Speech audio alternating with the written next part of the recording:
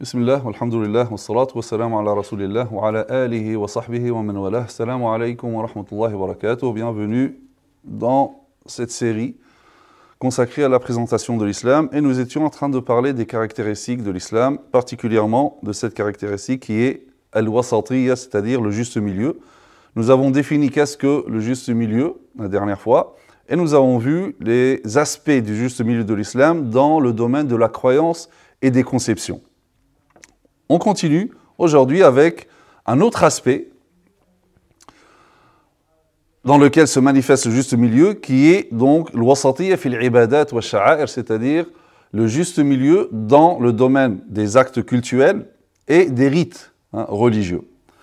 Et là, nous voyons que l'islam, c'est vraiment un juste milieu entre les religions, les philosophies qui ont supprimé totalement le domaine cultuel, supprimé la notion de l'adoration même, l'ibada, et des devoirs religieux. Donc, pas de culte, plus d'adoration, plus de rites cultuels, plus de rites d'adoration, plus d'actes d'adoration, plus de devoirs religieux, comme par exemple les brahmanes, les hindouistes ou le bouddhisme, qui se limitent aux obligations morales.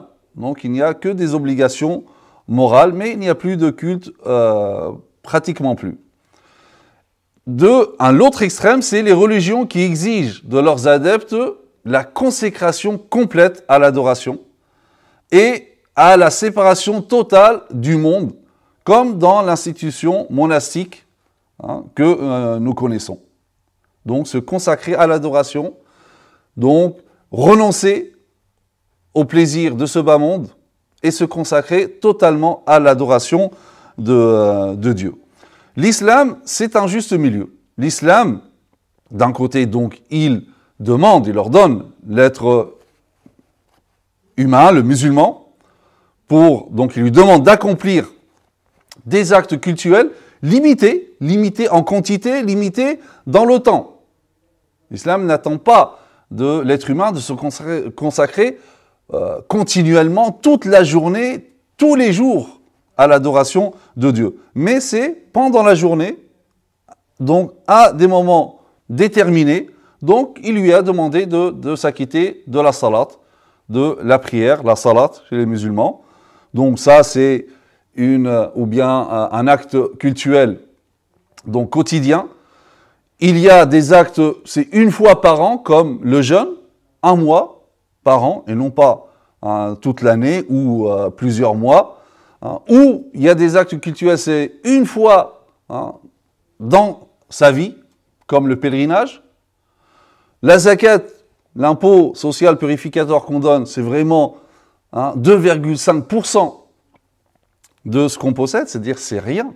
Donc c'est vrai, c'est le juste milieu, c'est-à-dire que l'islam ne demande pas de tout donner ou donner la majeure partie de tes biens, mais juste ce qu'il faut donc pour aider les plus démunis. Et tout ceci, donc pour que l'être humain reste en contact avec Dieu, pour qu'il soit toujours en rapport avec Dieu, qu'il ne soit jamais déconnecté de Dieu, ni de sa satisfaction.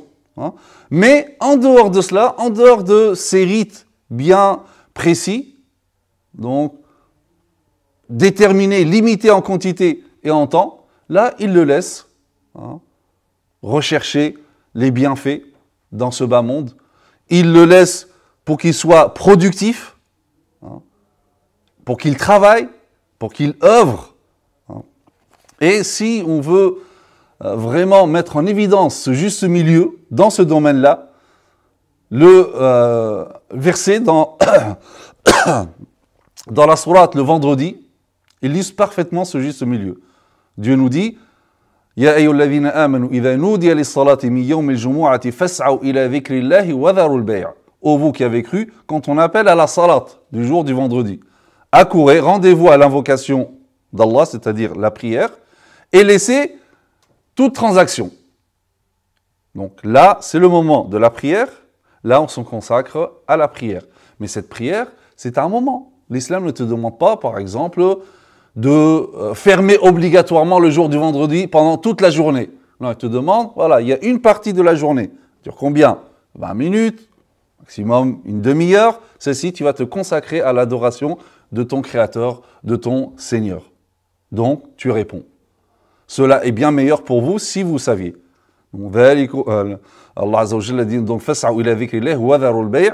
Donc, dhalikum khayrun lakum in kuntum ta'lamun. Donc, cela est bien meilleur pour vous si vous saviez.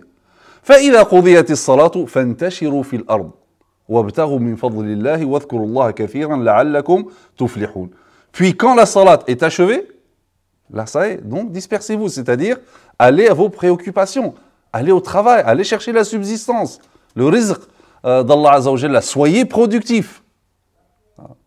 Comme lorsque Omar radhiyallahu anhu, après justement la salat, il voit des musulmans, quelques musulmans dans la mosquée en train d'invoquer Dieu, au moment où tout le monde est en train de travailler. Là, Omar leur dit, vous êtes qui vous? Il dit, nahnu al-mutawakkiloun, nous sommes ceux qui s'en remettent à Dieu. C'est-à-dire, nous on s'en remet à Dieu. Nous, nous adorons Dieu, et c'est Dieu qui va nous donner notre rizq. Et là, il les a coursés dans la mosquée avec son bâton. Il dit, comment vous faites cela?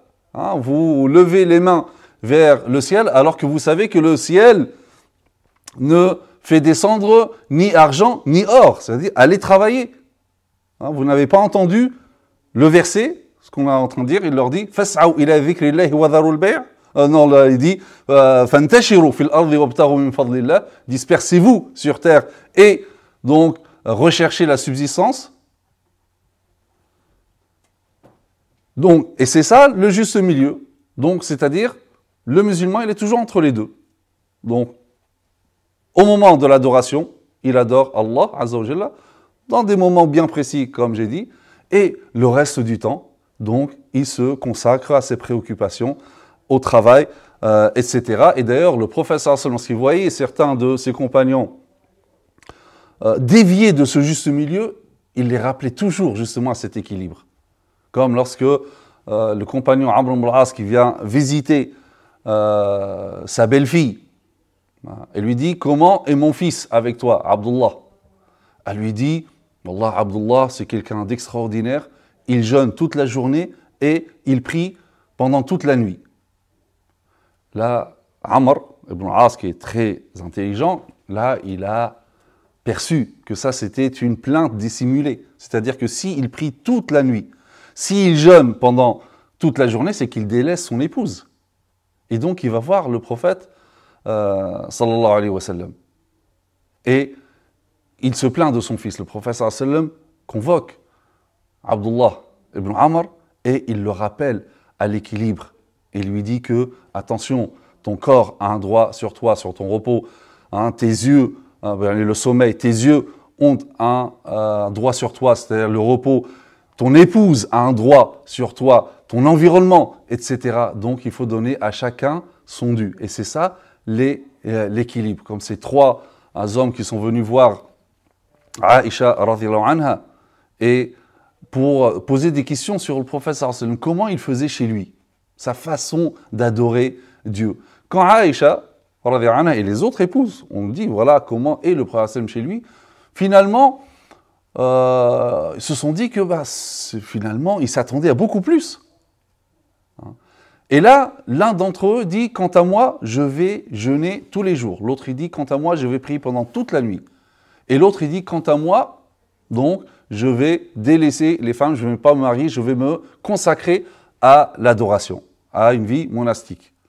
Lorsque le prophète sallallahu alayhi wa sallam a été mis au courant, il va les voir. Il leur dit, sachez que je suis le plus connaisseur de Dieu.